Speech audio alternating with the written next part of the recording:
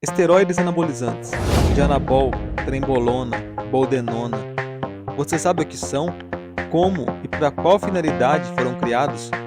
Descubra agora as respostas para essas questões. Fala pessoal, tudo beleza com vocês? Aqui é o John do MegaMed e hoje vou falar sobre esteroides anabolizantes. Para começar a falar sobre o assunto, esteroides anabolizantes, vou falar sobre a testosterona. A testosterona é o hormônio androgênico mais importante produzido pelo organismo. Ela atua tanto na forma de testosterona quanto na forma de DHT, ou dihidrotestosterona. O eixo de produção da testosterona é o seguinte: temos o hipotálamo, que produz GnRH. O GnRH é um hormônio, ele atua na hipófise, por sua vez produz o LH, é o hormônio luteinizante. O hormônio luteinizante atua nas células de Leydig, que se localizam nos testículos, e também atua no córtex da adrenal, ou suprarrenal. Tanto as células de Leydig quanto o córtex adrenal produzem testosterona. As células de Leydig, que se localizam nos testículos, produzem mais testosterona do que o córtex adrenal. É sempre bom lembrar que tanto os homens quanto as mulheres produzem e possuem em seu organismo testosterona. Porém, os níveis de testosterona são bem diferentes.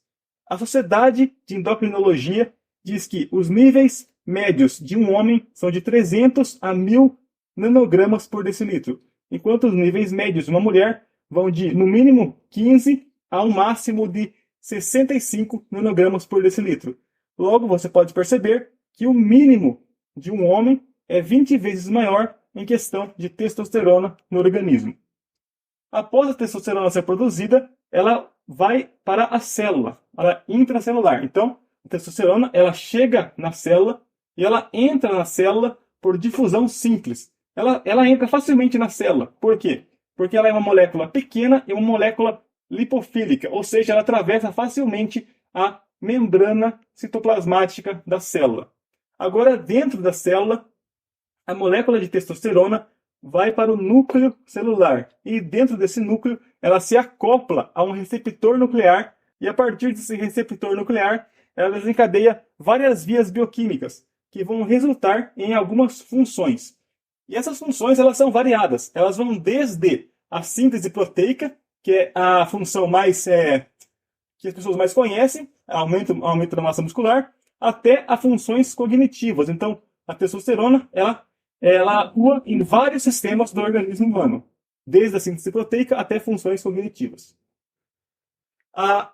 O interesse médico e industrial sobre a testosterona ele aumentou no ano de 1930. E por quê? Porque na década de 30 você tem a liberação da fórmula química estrutural da testosterona. Então, a partir dessa década, eles começam a produzir quimicamente, de forma industrial, a testosterona.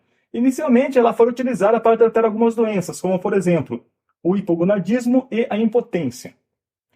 Durante esses anos de utilização, os médicos e os farmacêuticos eles foram percebendo que a testosterona ela é metabolizada muito rapidamente pelo fígado. Então, quando ela é administrada na forma oral, por exemplo, 90% da testosterona que é administrada ao indivíduo na forma oral, ela é metabolizada no fígado antes de chegar à corrente sanguínea. Então, isso quer dizer que 90% de uma testo oral, ela é inativada, ela é desperdiçada antes dela fazer o seu efeito no organismo humano.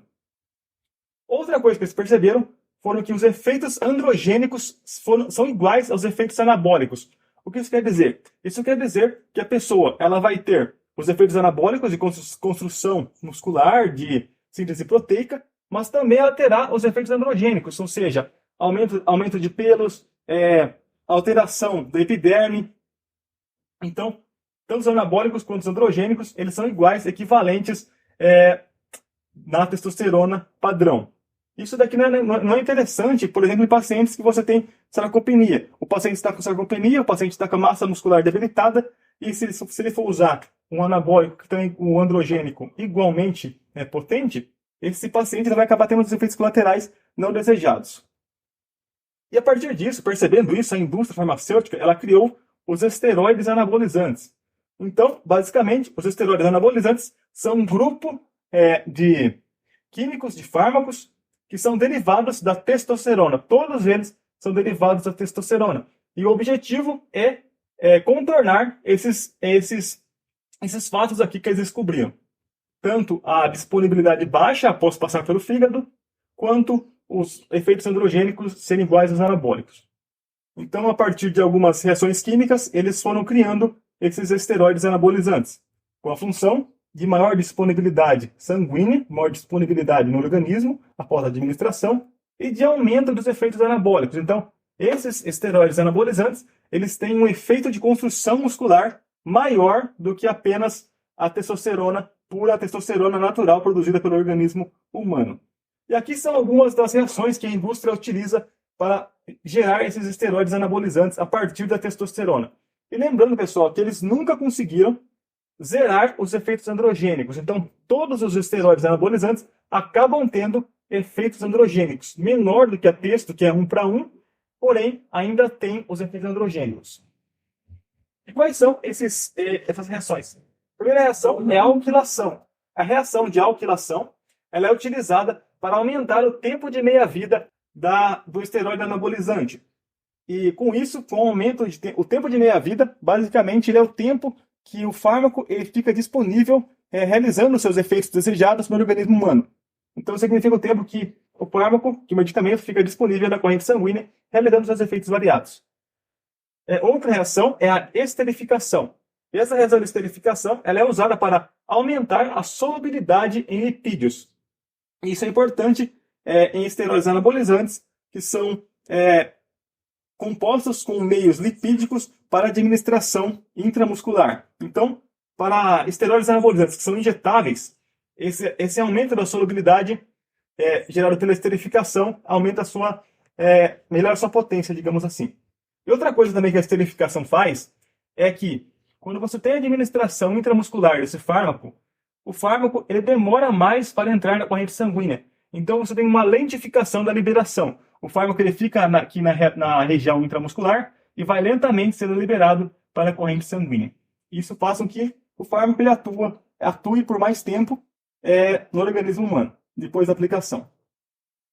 Foram gerados vários tipos de esteroides anabolizantes ao longo desse período. São mais de 100 tipos de anabolizantes. Alguns deles, os primeiros que foram criados na década de 50, temos o metandienona, ou Dianabol, em 1955, e o estanozolol, que foi criado em 1959. Desses 100 tipos, aqui, como eu disse antes, um grupo menor é liberado para a utilização humana, que é segura para a utilização humana. Eu vou estar deixando aqui no vídeo uma tabela que diferencia entre os esteroides anabolizantes de utilização oral e utilização intramuscular que foram criados até hoje.